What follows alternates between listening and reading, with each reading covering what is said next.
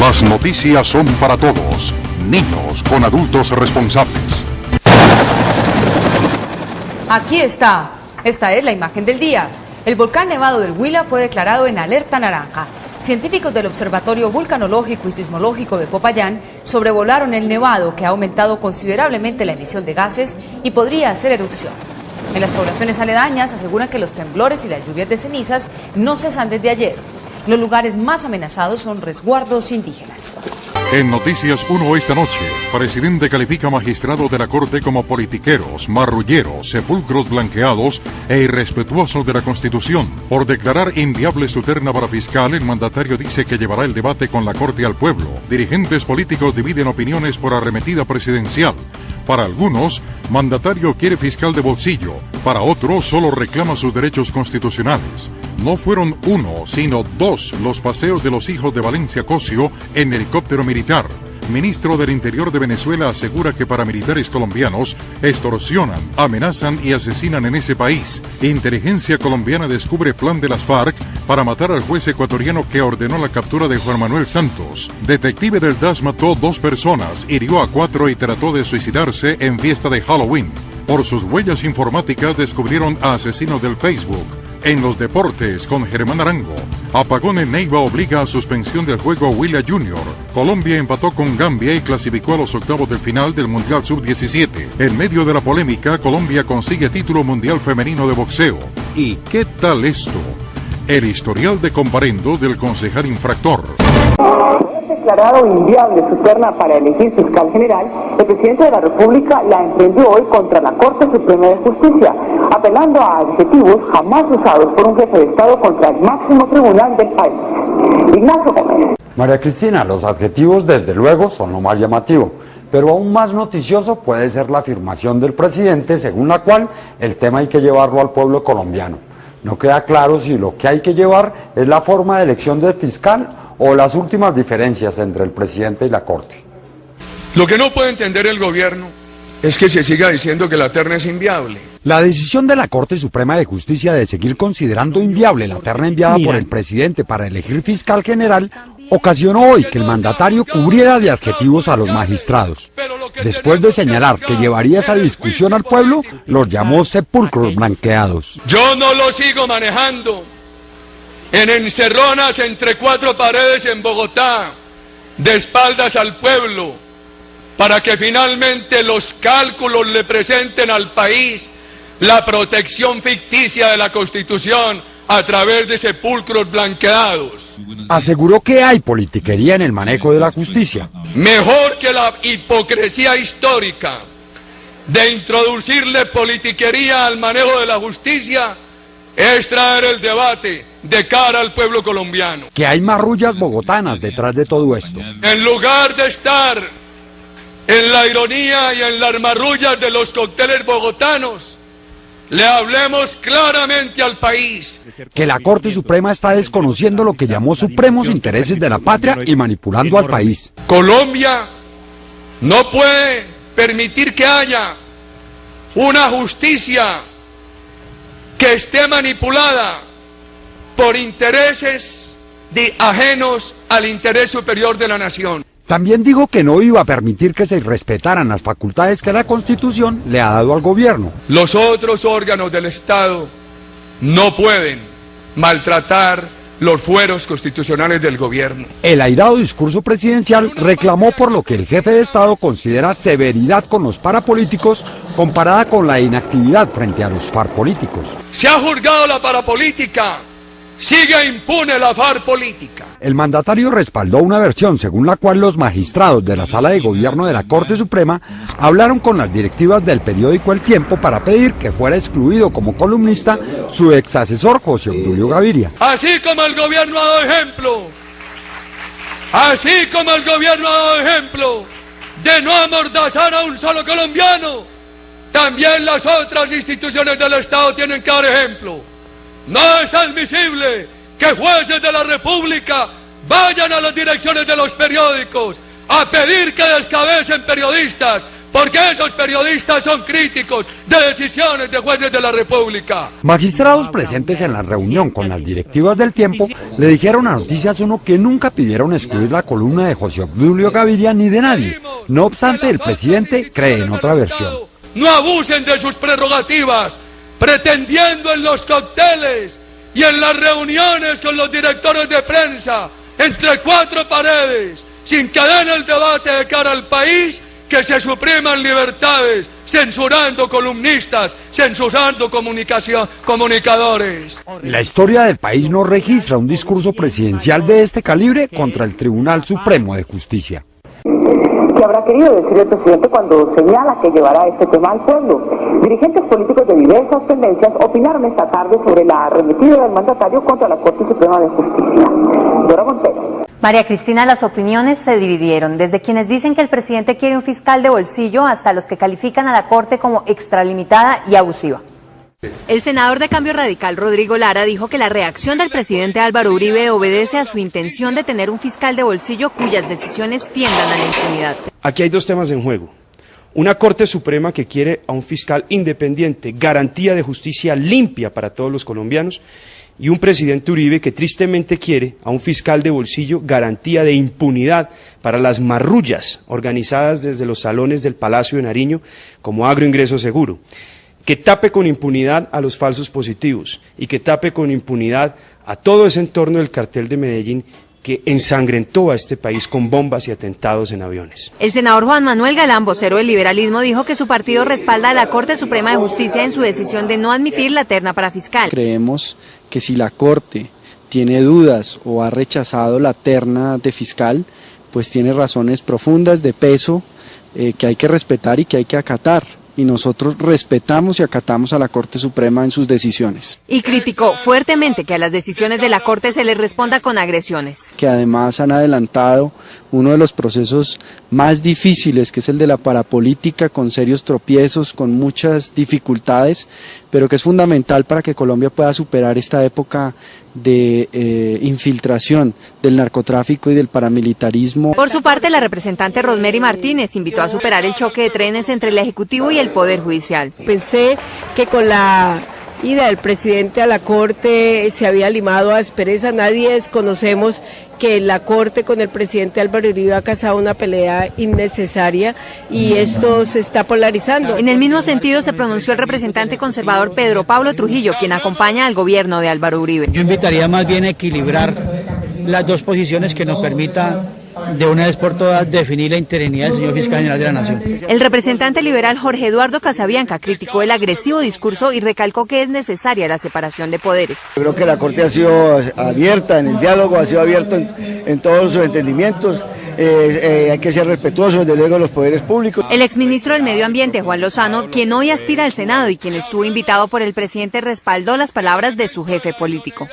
Resalto que se hace pública una discusión que es supremamente importante y que debe conducirse como se hace por los conductos institucionales. El presidente de la Corte Suprema de Justicia, Augusto Ibáñez, consultado por Noticias 1, dijo que ese alto tribunal no se referirá públicamente sobre el discurso del presidente Uribe antes de discutirlo en su seno. El diario El Espectador demostró hoy que los hijos del ministro del Interior, Fabio Valencia Cosio, usaron un helicóptero militar para ir a pasear por Caño Cristales en la Sierra de la Macarena. Carlos Cárdenas. María Cristina, mirando con detenimiento las fotos, alguien acucioso descubrió que el paseo no fue uno, sino dos. El pasado 11 de octubre, los hijos del ministro del Interior y de Justicia, Fabio Valencia Cosio, utilizaron un helicóptero de las fuerzas militares para conocer el río Caño Cristales, en la Macarena Meta. Las fotografías del ecoturismo de los hijos del ministro se dieron a conocer a través de la red social Facebook. El general Alejandro Navas, comandante de operaciones especiales conjuntas, dijo que no fue un paseo, sino una comitiva interesada en el desarrollo de la seguridad democrática en la Macarena, y que debía ser atendida por orden del general Freddy Padilla, comandante de las fuerzas militares. En esta fotografía se ve uno de los hijos del ministro y también el viceministro de Salud, Carlos Ignacio Cuervo, interesado en el orden público de la Macarena. El ministro Valencia estuvo en el mismo viaje en un consejo de seguridad dentro del marco del programa de consolidación democrática. Fuentes del Comando General también hicieron saber que sobraba cupo en los helicópteros y que por eso permitieron el viaje a los hijos del ministro. Cuando menos, son 2 paseos en Black Hawk para los hijos del ministro. Y como dice la versión oficial, ya han ido 2 veces en helicóptero militar a inspeccionar cómo va la seguridad democrática. Una situación similar vivió el entonces ministro Juan Manuel Santos con uno de sus hijos, que viajó en un helicóptero militar junto con algunos amigos a su finca en Anapoima, Cundinamarca. En las últimas horas, guerrilleros de las FARC atacaron Toribío, en el Cauca. 6 personas, entre ellos un niño, resultaron heridas. Esta noticia la tendremos más adelante. Entre tanto, el ministro del Interior de Venezuela, Tarek El Aizami, aseguró hoy que paramilitares colombianos están operando en ese país, que amenazan y extorsionan a comerciantes y que ejecutan asesinatos. Carolina Mari. María Cristina, el gobierno de Venezuela ha encontrado en el tema paramilitar una buena razón para cambiar la agenda del vecino país, agobiado por la inminencia de un racionamiento de servicios públicos. El ministro de Relaciones Interiores y de Justicia de Venezuela, Tarek El Aizami, aseguró que paramilitares colombianos que, según él, están actuando en ese país, tienen aterrorizados a los habitantes de las regiones fronterizas. Estos son nuevos indicios de las incursiones, de las agresiones y de las permanentes violaciones de nuestro territorio por grupos irregulares que se desplazan desde Colombia para nuestro territorio. Las declaraciones las hizo Aizami durante el programa Dando y Dando de Venezolana de Televisión, en el que anunció la detención de 8 colombianos, según él, paramilitares que estaban repartiendo panfletos con los que amenazaban a los habitantes del estado Táchira. Estas personas estaban repartiendo una especie de panfletos propio de las prácticas paramilitares, donde indicaban que se iba a comenzar con limpieza social, es decir, asesinatos, desapariciones, etcétera. El ministro dijo además que entre los detenidos estaba el jefe paramilitar Jorge Roa Bolaños, alias El Enano. Aseguró además que ese fenómeno que está afectando a Venezuela llegó a su país por las pocas medidas de seguridad que toma en la frontera el gobierno colombiano y por la complacencia de los opositores del gobierno de Chávez. A través de un comunicado, el DAS de Colombia anunció hoy la captura de un agente de la Guardia Venezolana en Paraguachón, en el departamento de La Guajira. El hombre, que se encontraba uniformado y armado, ingresó al país en su carro sin ningún tipo de autorización, según el informe de las autoridades colombianas. Del ataque de las FARC a Toribío, en el Cauca, en el que 6 personas murieron. Las FARC atacaron nuevamente el municipio de Toribío, Cauca. Al menos 30 guerrilleros del bloque occidental de las FARC dispararon contra la estación de policía y contra algunos habitantes del pueblo. Hubo un hostigamiento, los civiles heridos, 6 personas, dentro de ellos un niño de 3 años, que ya fueron trasladados a la Cali unos y a Santander de Quilichao los otros. Minutos después, llegaron tropas de la 3ª Brigada del Ejército y un escuadrón de la Fuerza Aérea que detectó a los subversivos cuando huían hacia el sur del departamento. Permanecen en Toribío haciendo este tipo de actos, son el 6º Frente y la columna Jacobo Arenas de las FARC. Alrededor de las 6 de la tarde, que duró alrededor de 1 hora mientras llegó el apoyo aéreo. El ejército desplazó hacia la zona unidades de fuerzas especiales y batallones de contraguerrilla para tratar de entrar en contacto con los guerrilleros que, según la inteligencia militar, planean nuevos ataques para conmemorar el secuestro hace 11 años de 61 uniformados en Mituba, UPES. Por fortuna, la situación en Toribío ya estaba controlada y no hubo muertos, solo 6 personas heridas que se recuperan satisfactoriamente.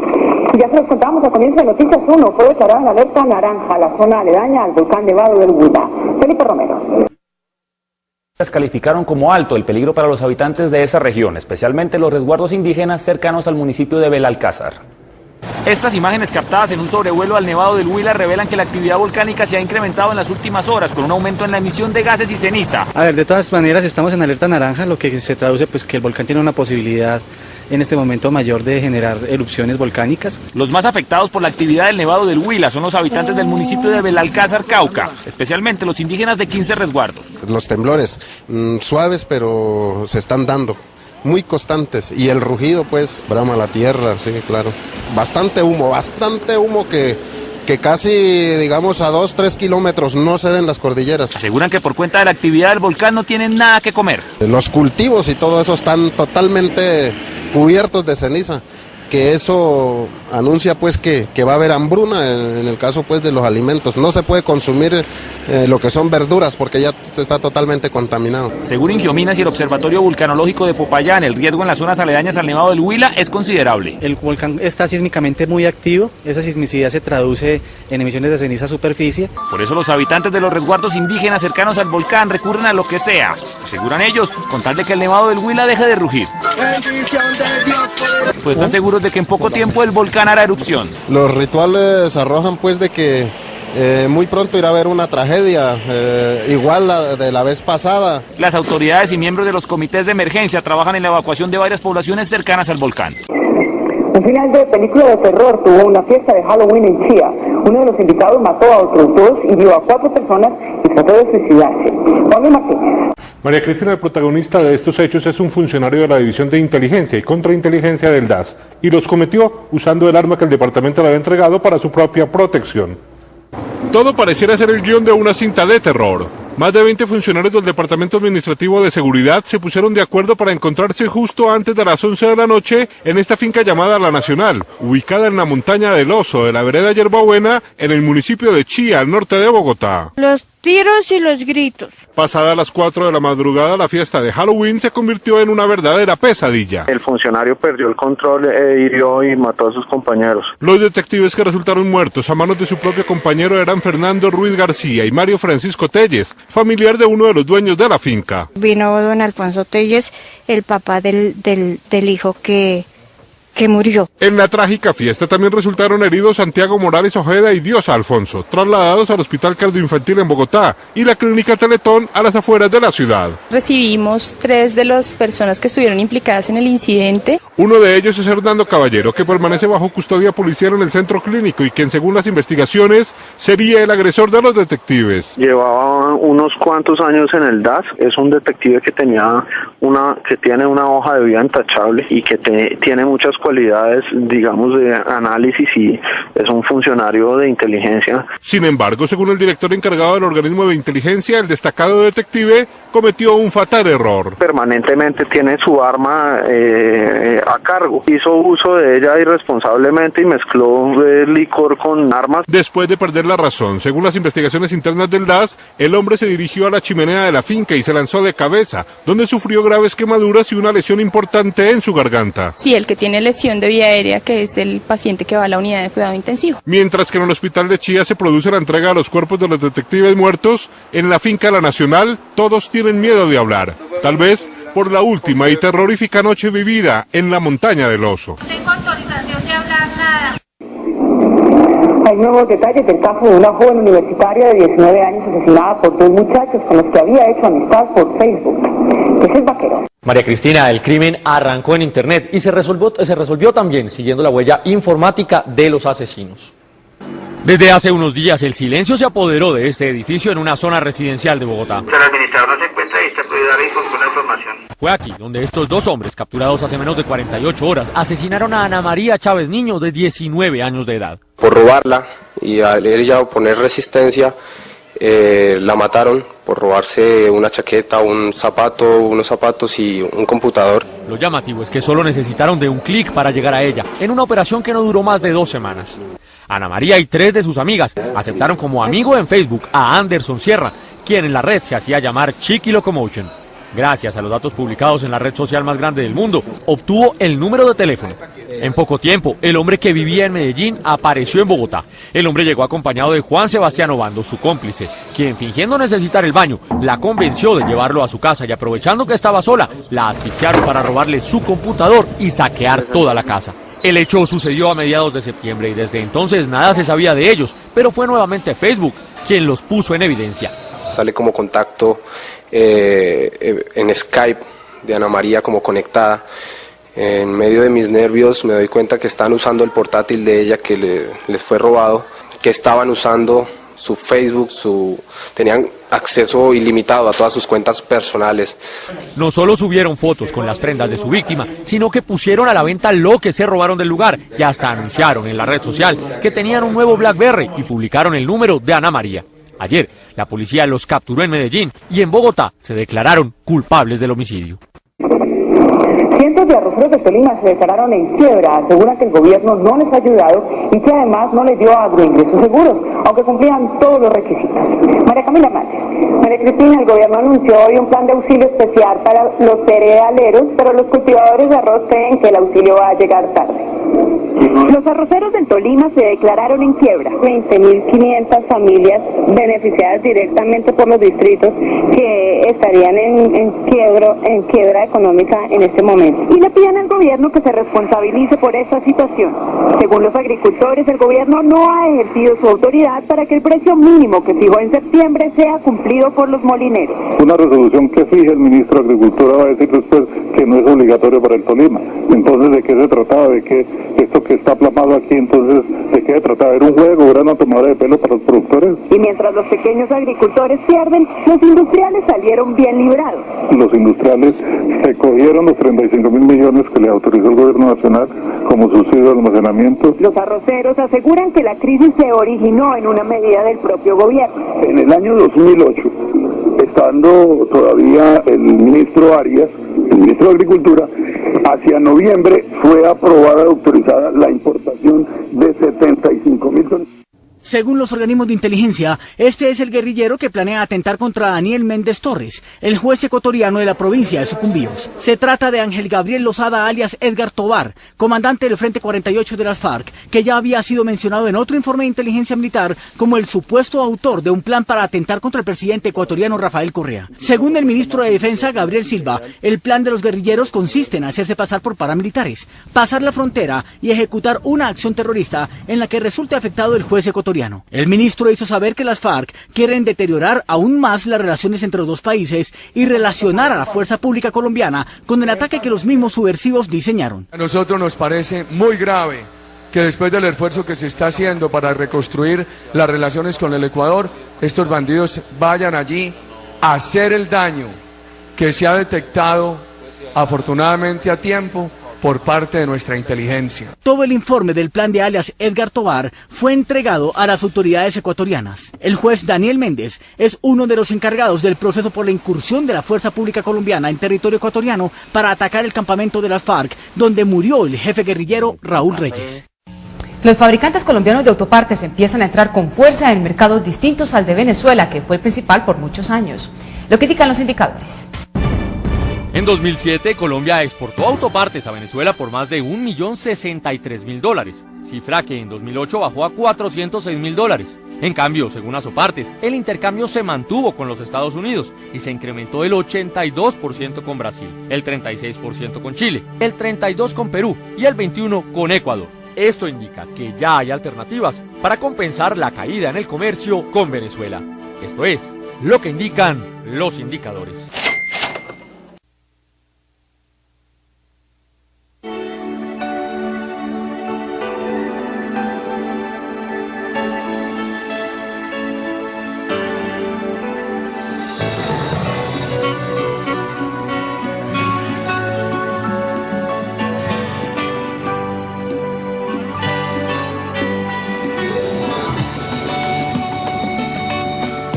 Si nos unimos, es porque queremos encontrar el mejor camino. Es porque miramos hacia adelante con optimismo. Si nos unimos, es porque confiamos en que llegaremos más alto.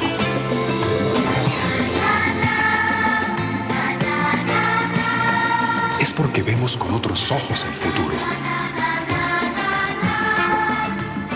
Si nos unimos, es porque creemos en Colombia. Bancolombia, porque todo puede ser mejor. Esta noche en Neiva se jugaba el minuto 67 del partido entre Huila y Atlético Junior cuando un torrencial aguacero provocó primero el corte del fluido eléctrico y después la inundación de la cancha del Guillermo Plaza Salcid. Después de una hora regresó la luz, cesó la lluvia, pero no se pudo volver a marcar la cancha y en consecuencia los 23 minutos restantes se jugarán mañana a partir de las 11 de la mañana. En Noticias 1, la información deportiva fue presentada por Argos, luz verde para el deporte. Antes de la lluvia y del apagón, quien estuvo muy conectado fue el arquero del Atlético Junior, el señor Didier Muñoz, quien le quitó el puesto a Berbia. Primero con Diego Arango, ahora con el remate de David Córdoba, nuevamente Didier Muñoz. Aquí cobraron un tiro libre indirecto porque se la regresaron a Didier, pero el balón se fue por encima. Aquí la tuvo Luis Ruiz de Junior y tapó muy bien el arquero Estacio. Carlitos Vaca, uy, bastante cerca, ¿no? Aquí la pelota le hace un extraño a César Fauces, le pega en el brazo y es pena máxima. Sí, puede que el jugador no tenga intención, pero el hecho es que aquí se aprovecha de que el balón le pega en el brazo para asumir el control del esférico. Cobró el Champeta Velázquez y esta fue la única manera de batir la gran noche de Didier Muñoz. Y en el segundo tiempo vino el pase preciso de Totono Grisales y Teófilo Gutiérrez, marcando su 10º gol en este segundo semestre, aprovechando la indecisión del zaguero y aguantando muy bien la salida de Luis Estacio para el 1-1. El Huila, después de esta acción que tuvo el Atlético Junior, se fue la luz, llegó el aguacero, más de una hora de interrupción y después se decidió que no era posible marcar la cancha. Luego el partido se reanudará mañana, los 23 minutos que faltan, a partir de las 11 de la mañana. Hoy la Comisión Disciplinaria de la DIMAYOR anunció que no apreció hechos nuevos ni circunstancias determinantes que permitan modificar la sanción inicial de quitarle al Deportivo Pasto los 3 puntos que ganó en la cancha frente al Real Cartagena. Aún así, jugadores y directivos del Pasto esperan que se pueda modificar el fallo mediante el último recurso, que será la apelación. Para el Deportivo Pasto lo único que le queda es rezar y esperar a que no le quiten los 3 puntos que ganó en la cancha 1-0 al Cartagena. Creo que esa persona que hizo eso, yo creo que tiene que buscar la forma de pedir disculpas, de presentarse. El recurso de reposición le fue negado y por lo tanto se mantuvo la decisión de perder el juego. Sin embargo, todavía tiene el de apelación. Es otro partido que hay que jugar fuera de la cancha. Y mientras llega el resultado final, Pasto sigue entrenando para su juego de mañana contra el Boyacá Chico en Tunja. Esto es un deporte y lo externo no nos puede perjudicar a nosotros. Deportivo Pasto no solo disputa su permanencia en la primera división, sino la clasificación entre los 8. Está jugando con los intereses de un grupo, de un plantel y de toda una ciudad que tiene la ilusión de tener al equipo en la primera. Por eso esperarán hasta la última instancia buscando que los 26 puntos que tienen hasta el momento se mantengan. No puede hacer carrera que los equipos ganen en el escritorio y más cuando es un hecho aislado. La decisión definitiva de quitarle o no los puntos al Pasto se conocerá este miércoles. Mañana Independiente Santa Fe se jugará gran parte de su clasificación a los cuadrangulares semifinales cuando reciban el Campín al eliminado Once Caldas. El grupo de Basílico González también tiene la mente puesta en el duelo de vuelta frente a Nacional por la Copa Colombia. El partido de ida fue para los verdes y nosotros lo cubrimos para ustedes al estilo de nuestro siempre recordado Primer Plano.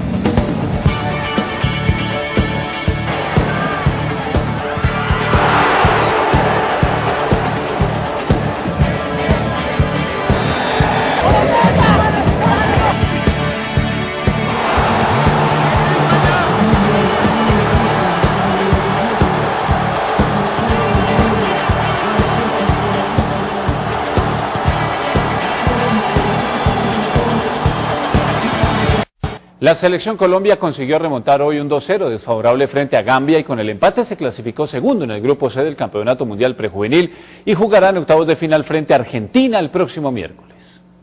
En Calabar, al sudeste de Nigeria, el equipo colombiano buscaba mantener su invicto y confirmar su clasificación a los octavos de final del Mundial Sub-17. La primera opción para los muchachos de Ramiro Biafara ante Gambia llegó con este remate de media distancia de Daniel Santa que exigió al portero Cesay. Una más para los suramericanos, centro de costado y que no pudo rematar fue Jason Murillo con golpe de cabeza. El primer gol del juego fue para los campeones de África en la categoría y que marcó fue Sardio Sematén, tras un rebote que dejó el arquero Bonilla. En esta acción sufrió un corte en su ceja izquierda el portero que pertenece al Boyacá Chico. En el cierre del primer tiempo los gambianos llegaron al segundo por intermedio de su capitán Boyan, quien aprovechó su 1,90 m de estatura para ganarle a los defensas nacionales y ampliar el marcador. En el complemento Gambia cayó en su juego y los colombianos lograron descontar. Tiro libre que terminó con el remate de Gustavo Cuellar. El balón lo desvió un defensor para el 2-1 parcial. En el final del partido, Wilson Cuero cayó en el área y el juez no dudó en pitar la pena máxima. En el primer cobro, Cuellar no pudo vencer al portero Cesay. Para el central, el africano se adelantó, por lo que hizo repetir el cobro. En el segundo remate, Gustavo Cuellar, hombre del Deportivo Cali, marcó el 2-2 definitivo. El empate le permitió a Colombia llegar a 5 puntos y quedarse con el segundo lugar del grupo, lo que le permitió confirmar su clasificación a los octavos de final, en los que enfrentará a la selección argentina. Y vamos ahora con la selección de los 5 mejores goles anotados hoy en el fútbol internacional. Con el patrocinio de www.noticias1.com presentamos los 5 mejores. Nos vamos para la Bundesliga, donde un argentino, Lucas Barrios, marcó el segundo del Borussia Dortmund, que derrotó 2-0 al Hertha de Berlín. Aguanta la marca, se da media vuelta y suelta el remate potente. En España, Antonio Negredo del Sevilla frente al Jerez. Su equipo se impuso 2-0 como visitante. Una gran habilidad individual, primero para controlar el balón, hacerle sombrerito al defensa y después con el recurso de cabeza colgar al arquero. Una gran acción individual de Antonio Negredo. Nos vamos para la Liga Premier de Inglaterra porque Dimitar Berbatov, el búlgaro, va a recibir de espaldas al arco. Va a aguantar la marca y suelta un potente remate de primera con tijera, pierna derecha, en la victoria del Manchester United frente al Blackburn Rovers 2-0. En Italia la magia de Ronaldinho, deja a 3 hombres en el camino, pero mejor el aprovechamiento que de esta acción hace Marco Borriello, marcando de media chalaca en la victoria 2-0 del Milan sobre el Parma. Pero el mejor es una jugada colectiva, centro de Anelka, la baja de pecho, Frank Lampard, y el que va a marcar de primera es Didier Drogba, concretando una gran jugada colectiva del Chelsea que goleó 4-0 al Bolton y sigue cómodamente en la punta de la Liga Premier. Colombia tiene nueva campeona mundial de boxeo. Se trata de la barranquillera Daris Pardo, quien se quedó con el título de los ligeros del Consejo Mundial de Boxeo, pero su triunfo no convenció sino a los 2 jueces que votaron por ella en detrimento de la mexicana de solo 16 años, Jessica Villafranca.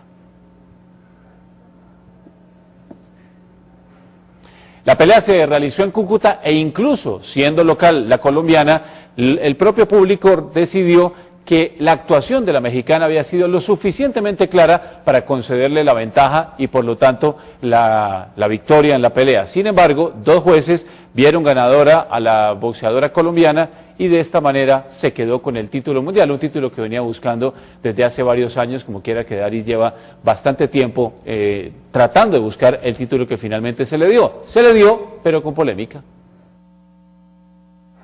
En el tercer asalto, la mexicana Jessica Villafranca envió a la lona a la colombiana Daris Pardo, quien recibió el conteo de protección. Como faltaban escasos segundos para terminar el round, la campana ayudó a que la barranquillera se recuperara. Después, Daris equilibró el combate hasta el final cuando los jueces sentenciaron el veredicto a favor de la colombiana, que se convirtió en la nueva campeona mundial de las 135 libras del Consejo Mundial de Boxeo. La decisión fue dividida. 2 jueces votaron a favor de la nacional, mientras que el restante dio como ganadora a la mexicana. Me metió un cruzado y vi borroso, pero ya después controlé la pelea. Sin embargo, la decisión fue protestada por el bando visitante, que consideró que la boxeadora de 16 años había ganado. Se la regalaron, pero no se vale.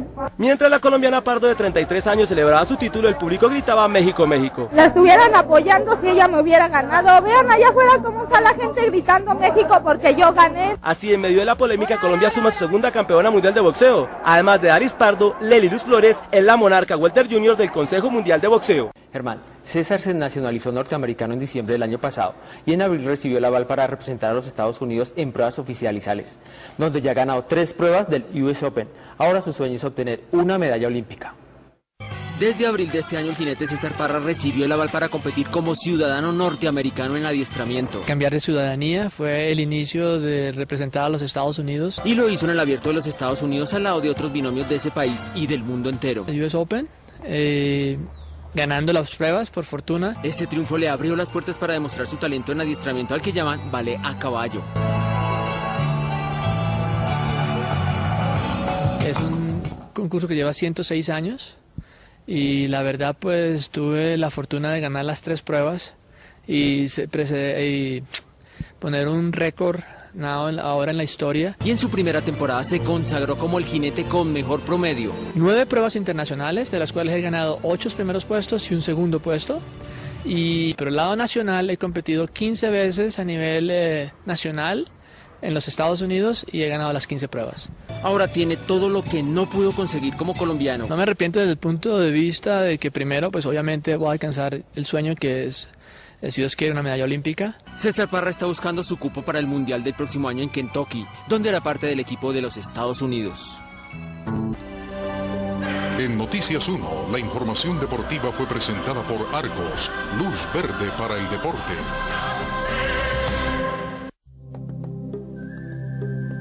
En los camiones de Argos llevamos mucho más que cemento y concreto.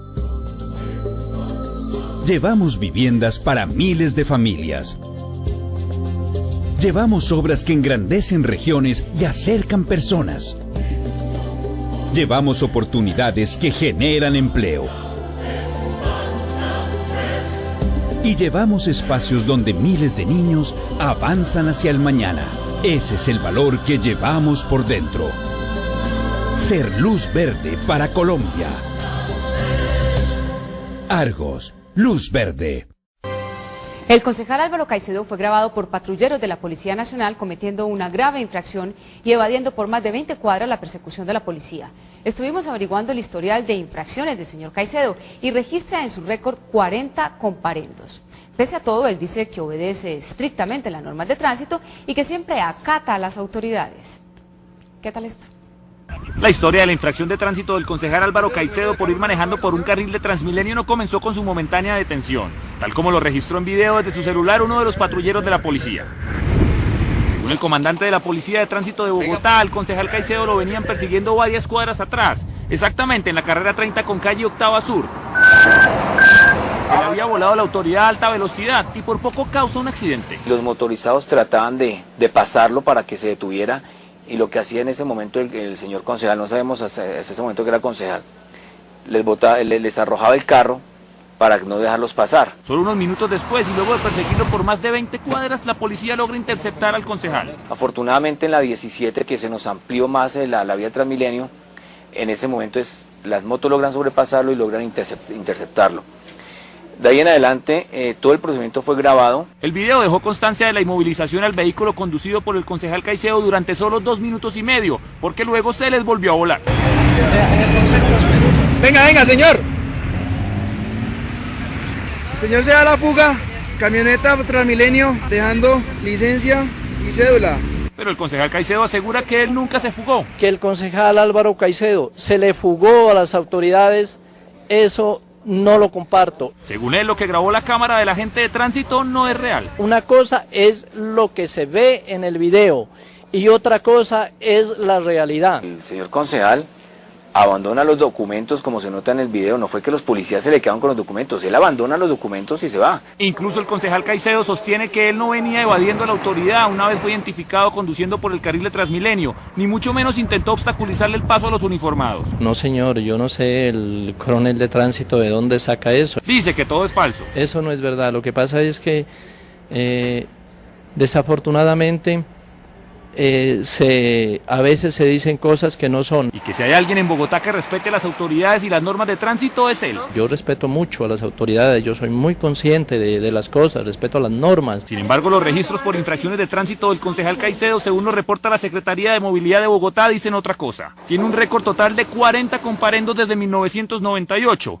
Todos cancelados, incluyendo el último. Aquí está la prueba, mira, la responsabilidad económica, aquí está el parte que está pagado. Pero con un abanico de infracciones bastante amplio, que van desde conducir sin seguro obligatorio, manejar sin licencia de conducción, recoger pasajeros donde no se puede. También tiene comparendos por emisión de gases, por no llevar el cinturón de seguridad puesto, por estacionar en sitio prohibido, conducir en contravía y uno que otro más. Una vez me pusieron un parte hace mucho tiempo por no llevar el botiquín por no llevar el botiquín. Según él es complicado recordar tantas infracciones, como por ejemplo que en 2001 se pasó un peaje sin pagarlo, o que en 2003 y 2006 le pusieron hasta comparendos peatonales por no cruzar por los sitios demarcados. Es muy difícil explicarlo, o sea, en 15 años... Lo que asegura que sí puede explicar muy bien fue lo de su última infracción. Dice que tenía mucho afán. Salí de mi casa y me vine para el consejo, pero con la desfortuna que muchos ciudadanos bogotanos vivimos,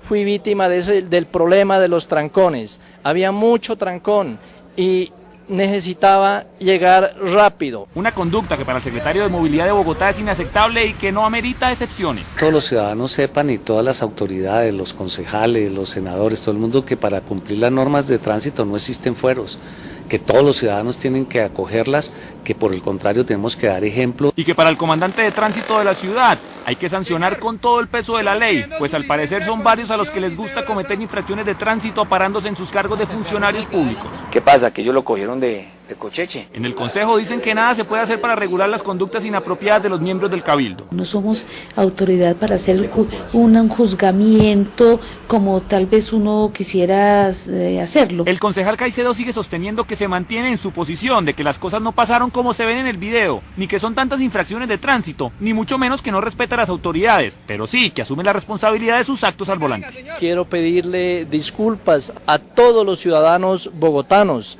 por haber cometido esta infracción de tránsito. Está muy bien, señor concejal, que se disculpe con la ciudad, pero estaría muchísimo mejor que aceptara la verdad. Si usted tiene un caso para ¿Qué tal esto? Llámenos ya al 410-7236 de Bogotá o escríbanos a quetalesto@noticias1.com. Nuestros periodistas investigarán. No olviden visitar noticias1.com. Nos vemos mañana domingo a las 9:30 de la noche en Noticias 1 con las mejores noticias del fin de semana.